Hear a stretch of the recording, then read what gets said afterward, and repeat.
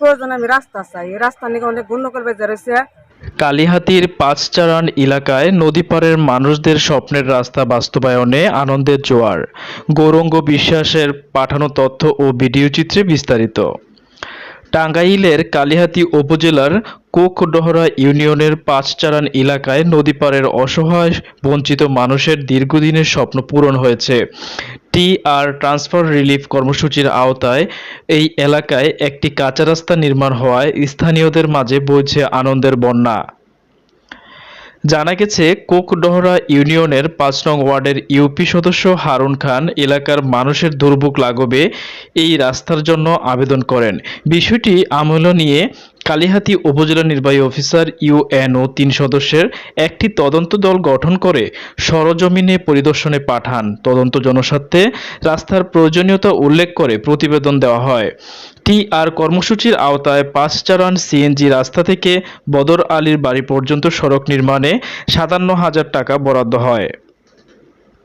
এ ব্যাপারে উপজেলা নির্বাহী অফিসার ইউএনও খায়রুল ইসলাম জানান, অভিযোগের পরিপ্রেক্ষিতে সরজমিনে যাই, উভয় পক্ষের কথাগুলো শুনি, কেউ যাতে ক্ষতিগ্রস্ত না হয় সেই লক্ষ্যে পরামর্শ দিয়েছি।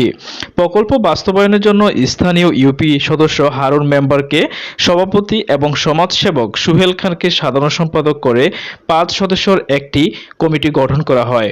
ওই কমিটির তত্ত্বাবধানে রাস্তাটি বাস্তবায়িত হয়।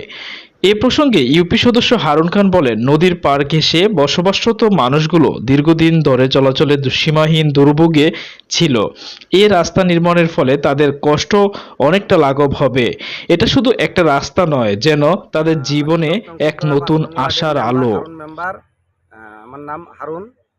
আজকে বদরের বাড়ি হইতে সিএমপি রাস্তা পর্যন্ত, তোমার বাড়ি পর্যন্ত যে রাস্তাটা এবং নদীর পাড়ের মানুষ, মনে করুন নদীর পাড়বাসী, এরা খুবই মানে দুর্ভিক্ষে ছিল। এদের সাথে আমার একটা ওয়াদা ছিল যে নদীর পাড়ের মানুষের এই কষ্ট, এগুলা এই রাস্তাঘাট দুর্ভিক্ষে তারা আছে, এই রাস্তাটা আমি করে দেবো ইনশাল্লাহ। দয়া কোকডহরা ইউনিয়ন পরিষদের চেয়ারম্যান নুরুল ইসলাম বলেন, জনগণের মৌলিক সুবিধা নিশ্চিত করতে আমরা সর্বদা সচেষ্ট। এই রাস্তাটি তৃণমূলের মানুষের জীবনমান উন্নয়নে গুরুত্বপূর্ণ ভূমিকা রাখবে। নদীপাড়ের গ্রামবাসীরা রাস্তা পেয়ে এখন যেন সত্যি খুশিতে আত্মহারা। তাদের মুখে একটাই কথা, সরকার ও জনপ্রতিনিধিদের প্রতি কৃতজ্ঞতা, কারণ তারা আমাদের দুঃখের কথা বুঝেছেন।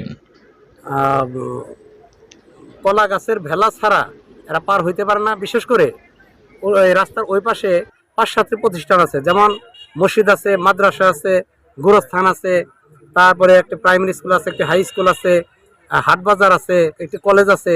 এই এতগুলো প্রতিষ্ঠানে এতগুলো লোকজনের যাতায়াতে খুবই বিঘ্ন ঘটে। কাজেই এই রাস্তাটা খুব জরুরি ছিল। এই রাস্তা